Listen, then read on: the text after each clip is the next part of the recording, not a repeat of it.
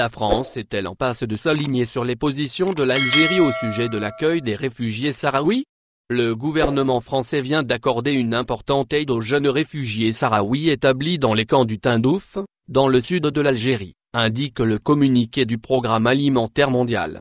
Le Programme alimentaire mondial des Nations unies a salué la contribution financière du gouvernement français. Une somme de 400 000 € a été mise à la disposition des jeunes sahraouis réfugiés en Algérie. L'aide française vise à encourager près de 40 000 enfants à être scolarisés. Ce soutien français touchera chaque enfant, et ce, dès la reprise des activités du secteur éducatif.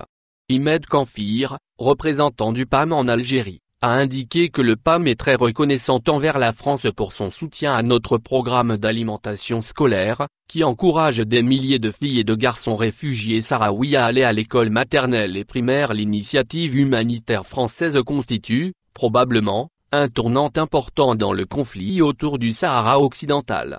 L'attitude solidaire de la France envers les Sahraouis établis dans les camps de Tindouf serait perçue comme un signe de bonne volonté de la part du gouvernement français en faveur de la position algérienne. Cette action ne va, certainement, pas plaire aux dirigeants marocains.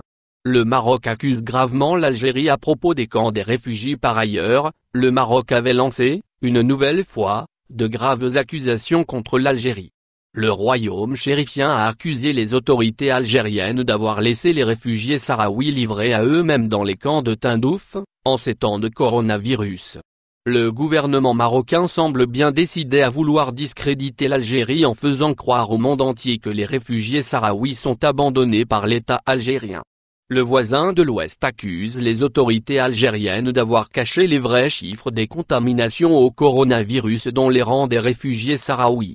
Selon la MAP, la population sahraoui établie à Tindouf est prise de panique après l'annonce de plusieurs décès dus au Covid-19. La France accusée d'avoir des intérêts au Sahara occidental. Le représentant du Front Polisario auprès des Nations Unies, Sidi Mohamed Omar, avait accusé, en avril dernier, la France d'être un allié du Maroc dans la question du conflit du Sahara occidental. Le responsable de Polisario avait épinglé le Maroc qui dresse, selon lui, des entraves avec le soutien de ses alliés, notamment la France, contre l'aboutissement du processus de décolonisation du Sahara occidental.